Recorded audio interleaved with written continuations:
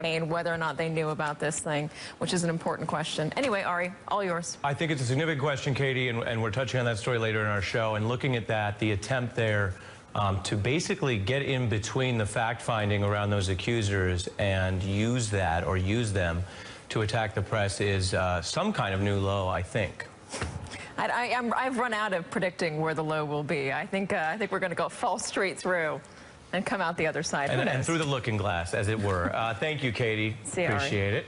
Our top story tonight is breaking news on where Michael Flynn sent his lawyer today and why it involves Bob Mueller.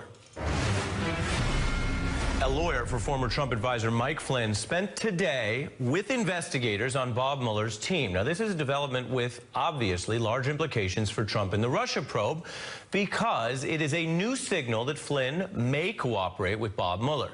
ABC News breaking this story today, and here is how their report, which hasn't been confirmed by NBC News, explains why it's ominous for Trump. Flynn's lawyer met today with people, quote, on Robert Mueller's team, the latest indication that both sides are discussing a possible plea deal.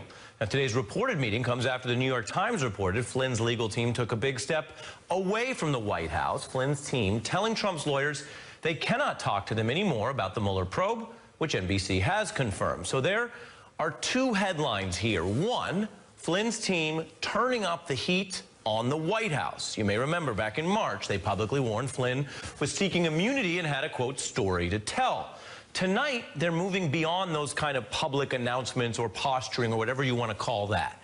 Tonight, this story is that Flynn's team is doing private meetings with Mueller's team. Now, any quest for immunity, of course, would fail the Flynn test for what immunity means. When you are given immunity, that means that you've probably committed a crime.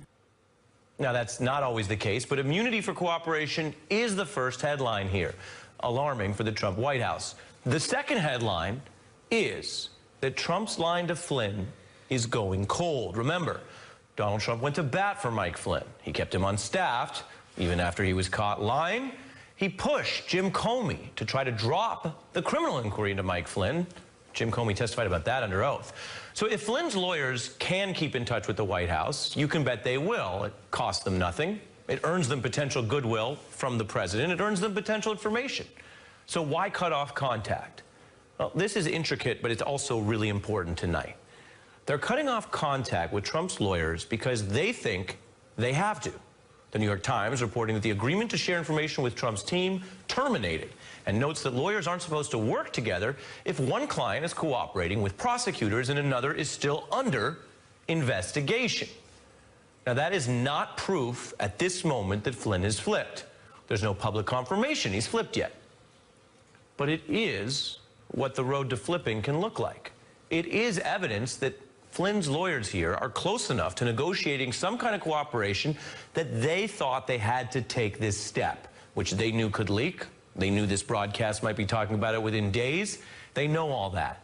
But they felt they had to do this because those lawyers and Mike Flynn are talking to Robert Mueller with cooperation on the table. I want to turn now to our special guest. Senator Chris Coons is on the Judiciary Committee and has been overseeing several aspects of this. I want to begin on the Flynn news and your thoughts on whether cooperation would be on the table and what's the best course going forward. Well, Ari, typically at this point in a federal prosecution, in an ongoing criminal investigation, you would break cooperation or coordination between the defense counsel to two potential targets and someone like Flynn, a potential target of the investigation. His lawyers would come forward for a meeting with the investigators where the investigators would offer the fruits of their investigation, would sort of lay out, here's what we've got on your client, and then there would be expected to be a proffer from Flynn's lawyers who would say, well, here's what we've got that might be able to help you further your investigation, and then there'd be a negotiation about whether some some immunity might be offered and what the scope of that immunity might be if Flynn flipped and cooperated. As you said, there's no proof yet that that's what's going on, but the severing of the agreement to communicate between defense counsels and the following meeting between Mueller's team and Flynn's defense team is strongly suggestive that they are exploring, maybe even negotiating negotiating a cooperation agreement. Right, and that meeting, as you mentioned, Flynn's lawyers meeting with Mueller's team, that's new tonight.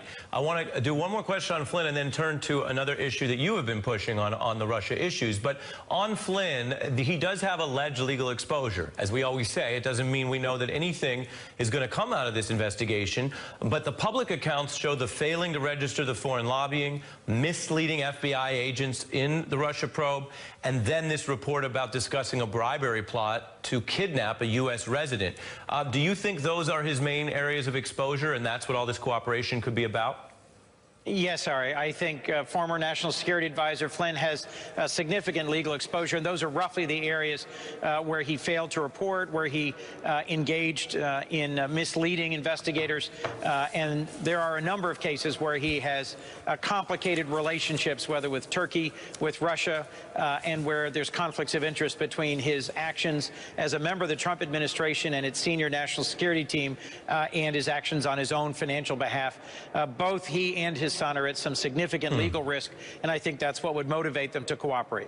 So that's on the investigation side, and Senator, that was a big enough story that we wanted to get you on the record first there. The other big issue, though, is something you've been leading on, and it is admittedly a set of questions, you doing some oversight, demanding answers from the Trump Justice Department. The issue many people may remember is this very powerful prosecutor, a guy named Dana Bente, who you said was suddenly forced to resign. Now, he's in the line of succession if Trump ever tried to remove Mueller. He was in that line beneath Rosenstein, and then now he's resigned, and you're asking them, quote, why it's justified. You also wrote you're deeply concerned about the timing given the indictments issued by Mueller. And if any of this did go past Rosenstein, it has been well established for everyone playing baseball cards at home that Bente could be a key player. My colleague Rachel Maddow on this role. There's a case to be made that if anybody outside of Special Counsel Robert Mueller's office knows what's going on from the very beginnings of the Trump-Russia investigation, it's probably Dana Bente, given his role in the Eastern District of Virginia, acting AG, acting deputy AG, National Security Division. I don't want to make light of anything, and I don't know if you remember the movie Zelig, but this is the Russia probe Zelig, as Rachel says. He was everywhere, and there might be nothing wrong with that, and there might be nothing wrong with his resignation, but you seem concerned. Can you walk us through basically what you're asking for now and why? Ari, I sent a letter to Attorney General Jeff Sessions over 2 weeks ago asking for an answer as to why Dana Bente was forced out. He is a long-serving, respected senior federal law enforcement official. As you mentioned, he's played a central role as acting Attorney General, acting Deputy Attorney General, head of the National Security Division, U.S. Attorney in the Eastern District. It is rumored that he signed a number of the early subpoenas, and he's been involved in this investigation since its earliest stages. A president has the prerogative to dismiss U.S. attorneys, but not for an improper purpose. So I'm asking the Attorney General to clarify why Dana Bente was forced out and why at this time. And that's because there's a larger pattern here. President Trump directly intervened with former FBI Director Comey, sat down with him and personally asked for his loyalty. He's been reported to have interviewed U.S. attorney candidates for several jurisdictions where the president has significant real estate holdings, something that's unprecedented and has been referred to as an improper interference in the U.S. attorney selection process. So I think the Attorney General could address this promptly. Earlier today, I met with the chairman of the Judiciary Committee, and he offered his assistance in trying to get an answer in a timely fashion. I had asked Chairman Grassley if he'd consider holding a hearing on ongoing interference in the matter of the dismissal of U.S. attorneys, and instead he offered, and I greatly appreciate his offering, to communicate with the Attorney General and simply encourage him to answer my question. All very interesting stuff, and we will be keeping our eye on it as well. Senator Chris Coons, thank you very much. I want to turn to the larger conversation. Brian Weiss, a criminal defense attorney who's represented former House Majority Leader Tom DeLay, and Joyce Vance, a former federal prosecutor under Barack Obama. Joyce, dealer's choice, because I'm curious what you think of what we just heard from the senator, as well as the earlier conversation about Mike Flynn. It is not every day that the former National Security Advisor sends his lawyers to talk to Bob Mueller's team in person, and that's the news tonight. It seems like it's going to be a watershed moment in the Mueller prosecution because Flynn, two of the key events that Mueller has to be keenly interested in involve Flynn. One was Flynn's hiring onto the Trump team. What did they know when they hired him? And the second one, of course, is the firing of Jim Comey. Flynn himself will be in a position to shed a lot of light onto who was involved in both of those events, what they knew, what the conversations were. For instance, if Flynn says, sure, I asked the president to protect me from this Russia investigation, so the president turned around and spoke with Jim Comey, then we have an easy case for obstruction, and that could involve individuals, any number of individuals who were involved in this entire scenario. Brian, you have experience on the criminal defense side of things. Walk us through how this works, and I guess I'll ask you the basic question. Do you get an immunity agreement for free? Is it like, you know, we're heading into the Christmas season, something they just give out? Or Hanukkah. Look, this is a situation, Thank Joyce you, is sir. right. Or Hanukkah. Or Hanukkah. This is a watershed moment because those of us who binge watch Law & Order recognize that sometimes being a criminal defense attorney, it means more than cross-examining a witness or filing a pretrial motion. It's on a day like today when Robert Kellner pays a visit on Bob Mueller and his client becomes queen for a day with the proffer letter, where they talk about the who, what, where, when, and why, and how Mike Flynn can ultimately assist Bob Mueller in moving the ball forward, advancing the story. And proffer letter is what? Basically, what I know, when I knew it, what I can do, as they say in TV, to advance the story today, too. And in this situation, Bob Mueller knows that he's got Mike Flynn and Mike Flynn Jr., and that is an incredibly powerful incentive for Mike Flynn to come forward. So you think, Brian, Why? you think the way these things are negotiated, you think tonight they are at a letter or near a letter and they're talking about who knows what and what they would get for it? Well, this could have been one of two things, or it could have been just a meet and greet and let's have some Starbucks and sit down and take each other's measure. But by this point in this litigation, I've got to believe, particularly with the abrogation of the Joint Defense Agreement, that they are now talking turkey. And in this situation, it's a question of what Mike Flynn and Bob Kellner can tell Bob Mueller to advance this story in a way where ultimately perhaps Mike Flynn gets to see his grandson graduate from pre-K as opposed to getting him to watch him graduate from high school. Right, and those are the kind of things that prosecutors push. Joyce Vance, I want to read some of the response from the Trump side of things. No one should draw the conclusion this means anything about General Flynn cooperating. What was not entirely unexpected was that Flynn may be discussing a plea with the special counsel.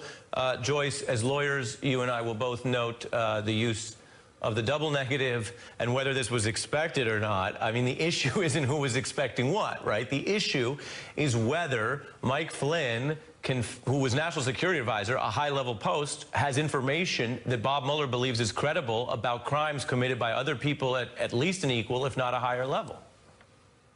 The president and his team obviously took a lot of steps to try to keep Mike Flynn in the fold.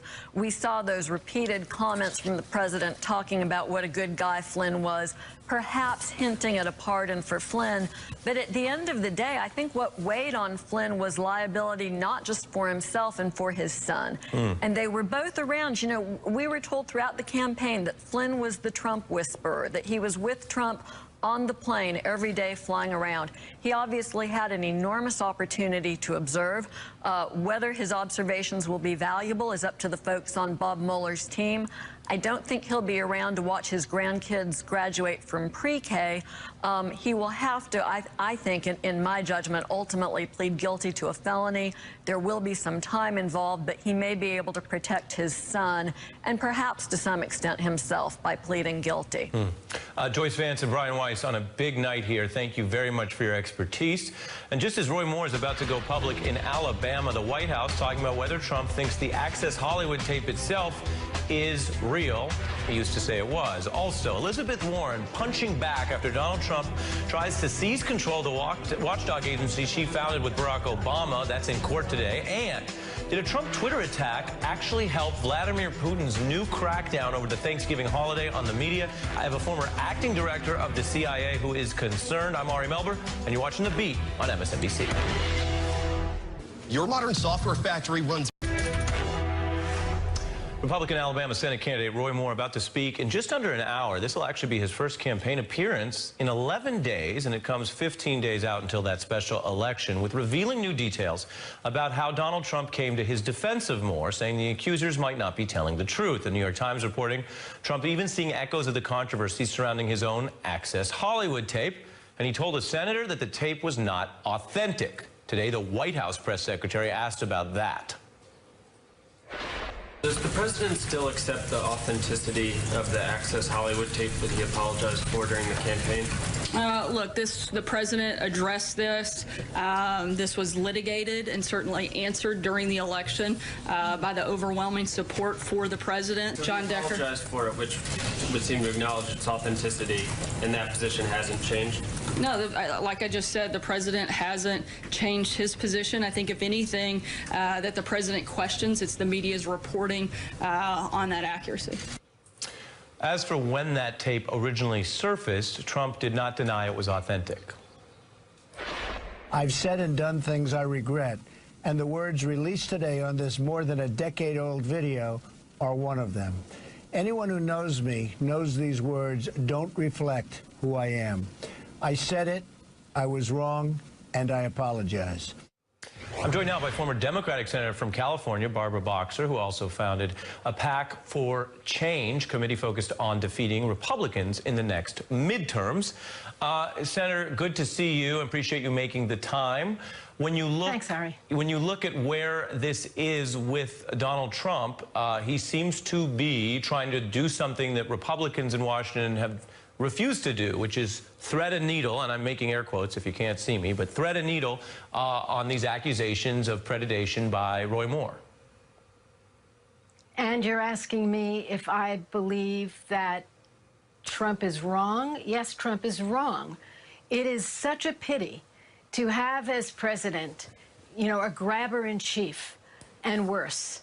And for him to say that that Access Hollywood tape is rigged or wrong, when he admitted it at the time, it sounds like it's a defense for perhaps a trial coming up, or perhaps impeachment, where that tape could be used as evidence.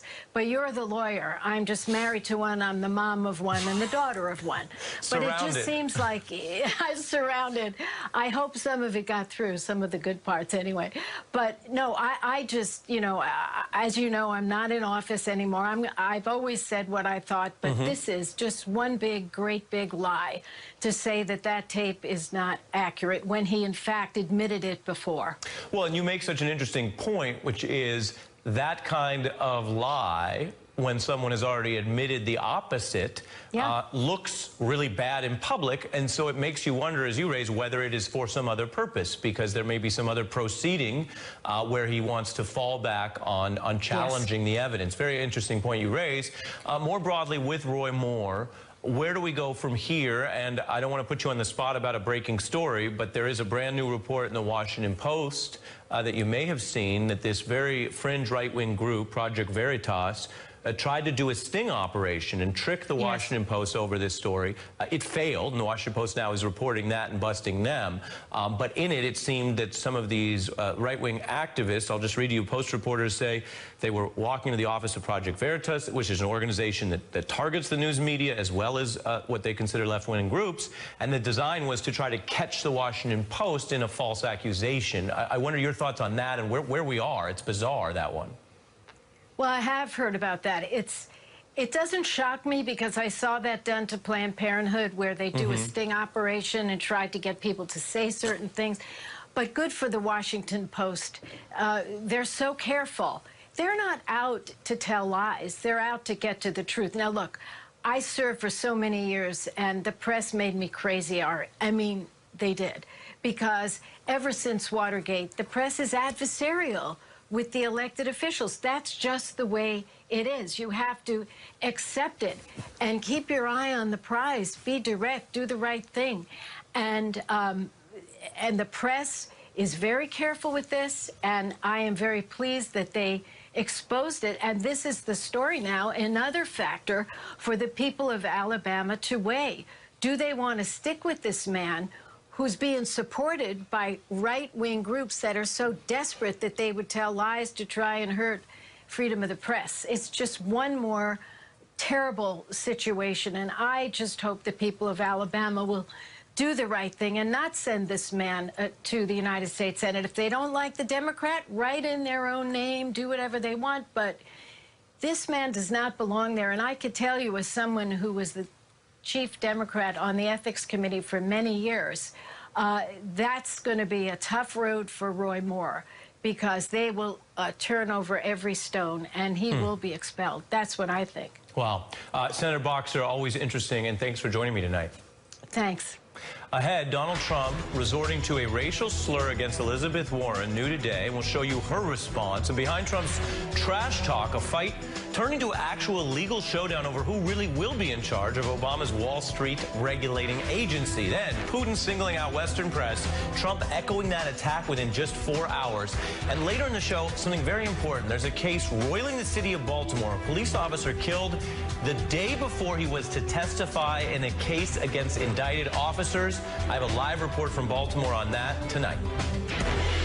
Vladimir Putin retaliate against Western media as well as the U.S. government? This is one of the questions raised after Putin just signed this new law that takes basically Kremlin power, and they label Western media groups as foreign agents. Russian officials warning that outlets such as CNN International could make the list. And then 4 hours later, Donald Trump tweeted that CNN International was a, quote, major source of fake news and represent our nation to the world very poorly. This is pretty remarkable. This was the first time that Donald Trump had ever even mentioned CNN International as president or even as a presidential candidate. Now, in business, he mentioned the channel twice, in 2010 to promote his appearance on CNN International, and again in 2013 to promote an op-ed for their website. So Trump's new interest in CNN International has sparked all kinds of response, including at multiple networks, about endangering journalists overseas.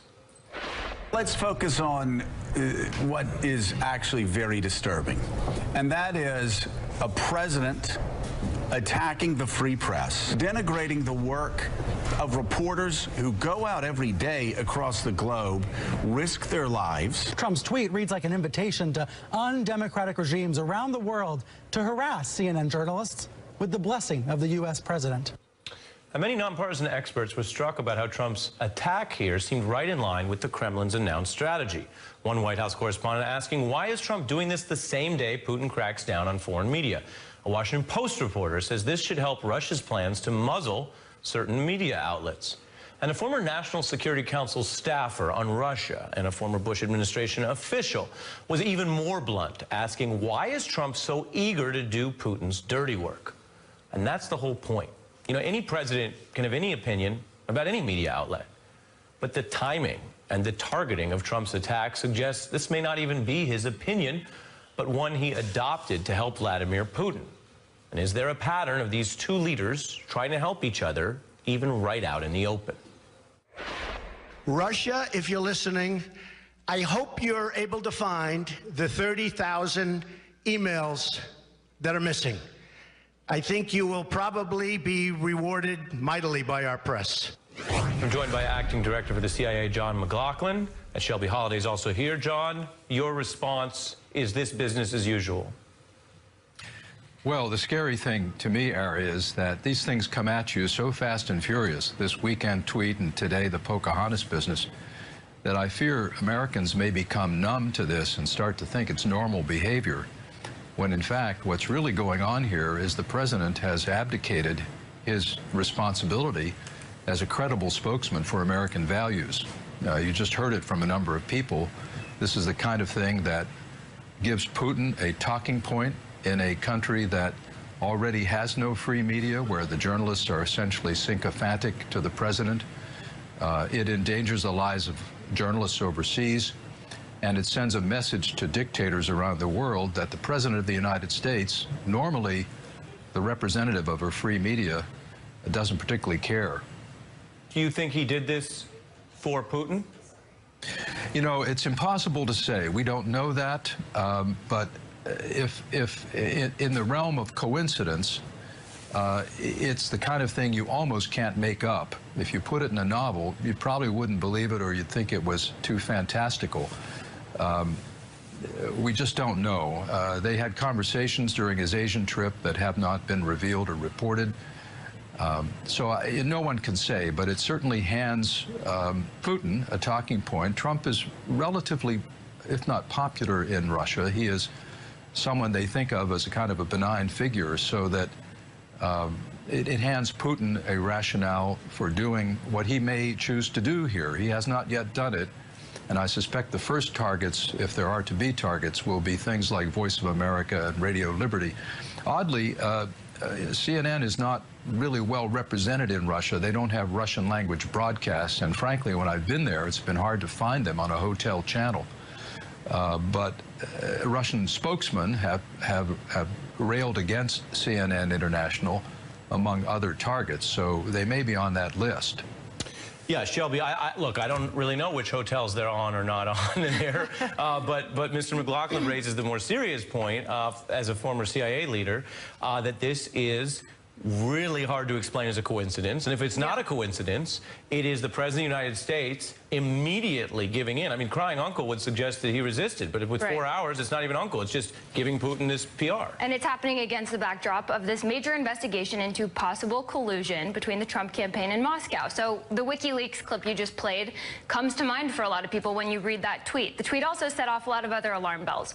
Why is the president appearing to advocate for the Kremlin policy to stifle free speech while attacking an American company's right to free speech? It doesn't make much sense. It also echoes some of his comments on the campaign trail with respect not just to WikiLeaks, but to sanctions, being friends with Russia. Why can't we get along? He also cast doubt on he still cast doubt on the fact that Russia meddled in our election. You know, thinking back to the 300-pound man hacking on his bed, or even recently he's cast doubt on Russia's influence at all, saying he believes Putin. So the big question here is why?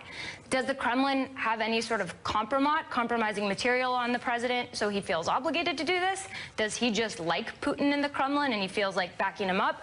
I mean, these are the kind of things that just set off major alarm bells. And you also have the fact that he's attacking the free press. Right, and this is something... The investigation is a huge part of this. Well, and the ambassador to Russia under Trump, John Huntsman, Shelby, just was asked about this and said the Putin plan here was bad, and bad for the press. Take a listen. Well, it's a big concern, and it isn't reciprocal at all. We just think the principles of free media in any free society and democracy are absolutely critical to our strength, health, and well-being. Freedom of speech is part of that. So that's why I care about the issue. It's why we in the embassy care about the issue. So, Shelby, he's off script there because he's criticizing this Putin plan that Trump then embraced. Yeah, so it also undermines a Trump official. But another thing that's very strange about this is RT, a Russian media outlet, was forced to register as a foreign agent under a law that was meant to prevent propaganda. What Trump is now doing is saying CNN International is just as bad. They spread fake news, and he seems to be justifying in so many words why this Russian law is okay. Right, and this, you're mentioning it, this brings us back to the top of the show. We're talking about Mike Flynn, because the U.S. version of this law is for actual propaganda, and it's what Mike Flynn could actually have legal exposure on, the Foreign Agents Registration Act. Putin, as he often does, grabbing whatever's out there and trying to flip it around. You saw John Huntsman's response. What's unusual is to have the President of the United States meet up with Putin within 4 hours. An important story over the Thanksgiving holiday if folks missed it. John and Shelby, thank you for your expertise. Ahead, Donald Trump going right after Elizabeth Warren today using a racial slur. And on the same day, Trump was in court. His lawyers trying to defend his seizure of a consumer watchdog group that Warren created. I'm going to speak to a current member of the group's advisory board about that next. This is a story about a battle.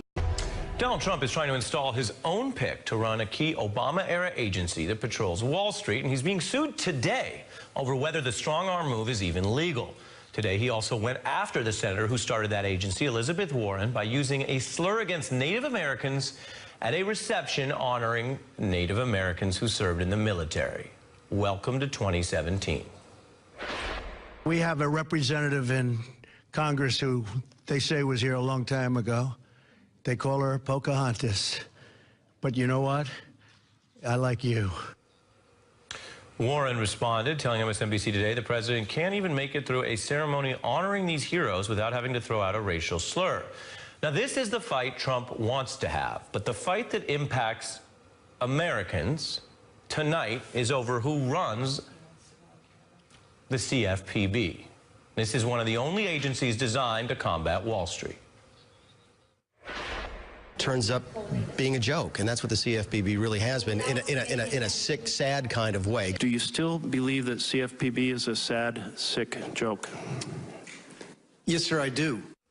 That's Trump's pick, and he says the current threat of American dictatorship resides in this watchdog bureau. Hyperbole. Maybe it's contagious. Meanwhile, the senator proposing the bureau hasn't weighed into this dictator debate, but she says they need a leader who believes in accountability and, when warranted, sending CEOs to jail. Giant banks brought down our economy.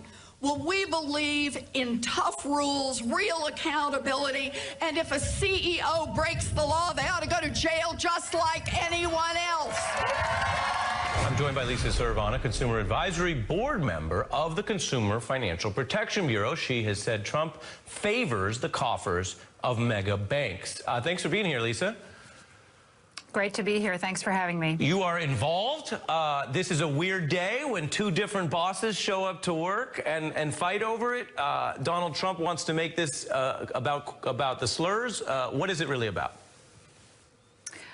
I think it's really about whether the Consumer Financial Protection Bureau gets to keep doing the good work that it's been doing since it was created by the Dodd-Frank Act, and whether that work continues with the next director or whether Donald Trump will basically dismantle or kill the agency through other kinds of actions, as he's been promising to do since he was a candidate.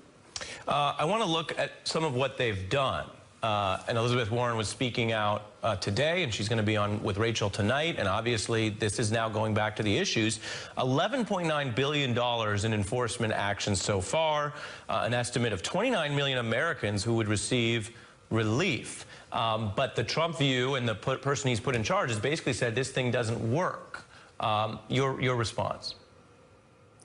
I think it absolutely works, and I think the numbers speak for themselves. You know, one of the things that Trump and some of his people say is that the agency is killing off the financial services agency, when in fact, the big banks last year had record earnings and profits. They're on track to beat those records again this year.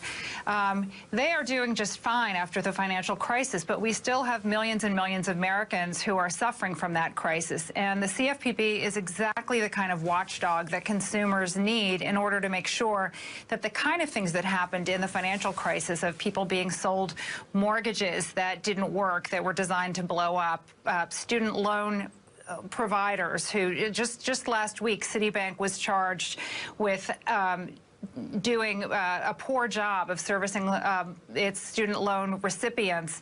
Those kinds of things are the kinds of actions that the CFPB has gone after and fixed. And briefly, what do you say to the argument that the president's in charge, he gets to pick the leader of the agency? Well, the president does get to choose the leader. That person has to go through Senate confirmation hearings the same way that Richard Cordray did. In the meantime, the statutes say, and it does seem that they're a little bit confusing, but it does seem that the director appoints a deputy director who becomes the acting director until the president's choice is confirmed. That seems pretty clear to me. It's now in the hands of the courts, and I think that's probably the right thing. Makes sense. Lisa Servon, thank you for your clarity. You're very welcome. Coming up, a Baltimore police detective murdered right before he was set to testify in a key police corruption case. I go live to Baltimore, turn to a very important story, a suspicious killing of a police officer roiling the city of Baltimore tonight. No on-duty police officer has been killed in Baltimore in over a decade in a homicide until Detective Sean Suter was shot there. He was killed the day before he was scheduled to testify in a case against indicted Baltimore officers. Now, this killing, done with the officer's gun, a single shot to the head in the afternoon, is drawing scrutiny and suspicion. Audio from that day suggests a confusing scene. We do not know where these shots came from. We have officers in bad locations. Let everybody take cover somewhere, okay? The very next day, the officer was supposed to testify in a case prosecuting other officers for stealing money and drugs as part of an allegedly corrupt police task force. People want answers, and the rumors are flying. The murder happened just one day before he was scheduled to testify before a federal grand jury against fellow officers accused of being in a rogue gun unit. He was shot with his own gun during that shooting, and also at very close range. There is a legitimate suspect on the loose. So bottom line of that, Sean Suiter wasn't just a police officer who was shot and killed here. He was also a federal witness against other cops. The Baltimore police commissioner is saying there's no link here between the killing and Suiter's planned testimony. The BPD and the FBI do not possess any information that this incident, and it appears to be nothing more than a spontaneous observation of a man behaving suspiciously and a spontaneous decision to investigate his conduct as part of any conspiracy. The evidence, in fact, refutes that notion. In a moment, I'm going to speak with the former federal prosecutor Paul Butler, as well as U.S. Congresswoman Donna Edwards, who previously represented Baltimore. I begin, though, with the Baltimore Sun's Justin Fenton, who has been on the story from the beginning. Justin, what happened here? So Detective Suiter was doing a follow-up investigation on a homicide from last year in West Baltimore. He was out there with a partner, and much of else what happened is unknown. He was shot with his own gun in the head, as you said. His weapon was recovered from the scene, but there's no video. There's no real suspect description. Authorities offered a $215,000 reward, and they don't really have any leads at the moment. This all came out right in going into the Thanksgiving holiday. Why has the Baltimore police been so slow to provide information? The police department said that they only learned of Detective Suiter's role in that grand jury investigation the day before. Complicating things is that the rumors of that had been out in the community for days. And so on Thanksgiving Eve, they provided confirmation that this was going on. And I think that it's raised a lot of questions in the community. The police commissioners tried to say that they don't see any reason for a link, primarily because he was shot with his own weapon, in sort of a spontaneous encounter, which they say goes against any idea that he, was meeting up with somebody. But if they don't have a suspect, they can't rule out that it wasn't spontaneous. Right, and they've actually said many times that they can't rule a lot of things out. I think there's a medical examiner's ruling of a homicide, but even there's some questions there, they're saying that they're not ruling anything out. They're also resisting urges for a federal takeover of the investigation. Some have suggested that the FBI should be taking a lead role in this. Well, given that there's a federal nexus with the problems around the impending case, that would be one thing to consider. Justin Fenton on the ground in Baltimore, thank you. I now turn to Paul Butler, who is the author of Chokehold, Policing Black Men, and former Congresswoman Donna Edwards, who, as I mentioned, represented Baltimore. Donna, I begin with you. Does this look suspicious? Well, just for a correction, I actually didn't represent Baltimore, even though Maryland is a small state. I think my apologies. That's all right. I think that the citizens and residents of Baltimore certainly have reason to be suspicious given the circumstances. I'm going to take Chief Davis at his word. I've known him for many years. He actually used to represent the county that I live in. But there are a lot of questions raised here. And, good thing that, just a couple of months ago. Let me ask you this. I don't mean to interrupt, but I don't know that it's about taking him at his word or not. I think it is that if this is an investigation of an unsolved killing and probably murder under the law, it seems suspect that he is already trying to rule things out when they don't have the information. He's not saying we're going to go wherever the facts lead. He seems to be actively taking a view of the case that there wasn't any misconduct. Of course, this is alongside indictments of police misconduct. Well, I absolutely agree with you. I think that what Commissioner Davis was trying to do was really to still the environment around that area. That area actually immediately after Detective Suiter's killing was in effect, sort of on lockdown. And there's a lot of suspicion in the community. I've been reading online, all of the various theories and stories. And so I understand wanting to, quell the public and wait for the investigation to take them where it leads. But I have to tell you, given the history of some in the Baltimore Police Department, given the history of the department that it's under a consent decree right now and just had a federal monitor appointed, I think there are a lot of reasons that people in Baltimore need to tread very carefully and ask the questions that need to be asked to get to the bottom of this, so that the community can be rest assured that there isn't just some random killer out there, and find the person who murdered Detective Suter. Paul? Yeah, so there are some simple investigative questions that we don't know the answer to. But where was Detective Suter's partner when this murder went down? Why does he have such a vague description of the assailant? They apparently engaged with this suspect about 20 minutes before the homicide. And what happened within that 20 minutes? Most of all, Ari, what is the motive? It's bizarre that the chief would exclude the fact that the next day, this cop who's murdered was going to testify against other police officers in a police corruption investigation. Right, Paul, let's pause on that point. Anytime you have an unsolved mystery, let alone a rare on-duty homicide, because as rough as Baltimore is, the direct attack and shooting of officers on duty is rare. As I mentioned, once a decade, this would seem like a potential motive to at least investigate, and yet police are already ruling it out. It's almost the first thing that you would think about, given that Baltimore, unfortunately, has a long history of police corruption and a long history of a blue wall of silence, where police officers protect each other when they're implicated in crimes. And so that leads, again, to having to ask, is this related to his pending testimony? And Congresswoman Edwards is totally right that given the distrust between citizens and the police in Baltimore, when police use these aggressive tactics, like they put this neighborhood on lockdown for almost a week, you had to show ID to get into your own house, that actually makes it harder for the police to do their jobs because folks don't trust the police. Baltimore is where the Don't Be a Snitch movement started because of distrust. And again, that makes it harder for police to get to the bottom of serious homicides like this.